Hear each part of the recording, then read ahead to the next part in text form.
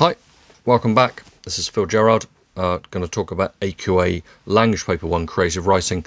This channel is aimed at people who are needing help to get that grade 5, 6 or 7, basically, using Mr. Salaz's methods. Mr. Salaz teaches towards the grade 8, grade 9, and with his permission, I'm going to talk about his methods because I think they're excellent, but most of my students as a tutor have processing issues or struggle in some way, ADHD, dyslexia, autism sometimes, and so I've worked with my knowledge from research and sort of tried to create a method that will help people like you if you think, I have extra time but I burn out in the exam. I look at 2 pages of A4 and 1,000 words of text and I get lost in it and I don't know what to do. So I've got various methods which I've worked out thanks to the patience of some of my students, and they seem to work. They work. Okay, so AQA question 5 paper 1, they've changed the specification now. The story writing, they say you can write the opening of a story. The descriptive writing, instead of saying describe this, the wording is write a description of a forest. You may use your imagination. Use your imagination. You may use this photograph as inspiration. So it's a photograph of a forest. That means that kind of helps you on your way a little bit. That's your first photograph.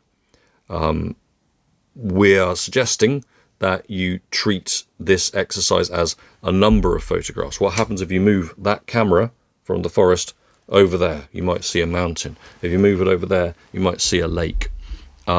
Think about 3 other things that you would see if that's your first photograph. You might see a cabin up that mountain. Have a person walking through it. Describe it like he sees this, he does that, he sees the magnificent, etc. in the sky. Use your best vocabulary. Have it from someone else's point of view. He's here to go to that cabin in the woods. Maybe start in the cabin, come back round full circle. He sees the mountain and the forest and the eagle swooping down. Do a zoom in. I like to talk about a bird of prey. He watches the eagle. He goes back up the mountain, gets in the cabin, closes the door. Full circle. Yeah, nice narrative structure. All started with him arriving at the cabin, and or her, obviously, and have her leaving the cabin at the end. Narrative structure. If it starts with a picture of a bridge, someone can cross the bridge, look up at the tower block, go down to the river, sit in a cafe, come back to the bridge, disappear out of shot. They're never coming back again. They just wanted to say goodbye to the city. It's not a story. It's a description. You've got an interesting thing with a person going through it. You've got 3 or 4 different locations. Much easier to write about if they're very different. And you've got circular story. So think about that. 3 or 4 photographs, ideally 4 photographs to get the words up. Think about vocabulary. Vocabulary counts twice. Vocabulary is counted in story content and in SPAG. Okay, I will do a separate discussion about punctuation, because you need to elevate your punctuation to beyond full stop and commas. You need the rest. Semicolon and colon are a little bit complicated for a lot of people. A lot of people my age don't know how to use a semicolon, and that's fine. You know, you don't talk semicolons, but when you write them, they're very effective. You need to show you can use them, and there's a simple way of doing that. The best method to teach you, the best technique to teach you, is that creative writing should be the first question when you do your paper. 10 past 9 in the morning, by the time you get started, open that paper and start writing. The advice on the front is read everything for 15 minutes. You could be writing. Start writing. Creative writing, you don't need to read the rest of the paper to start writing. Okay, so do it. Then do question 4, separate discussion for question 4 later on. And then you've done 75% of the marks and you've done it all up front.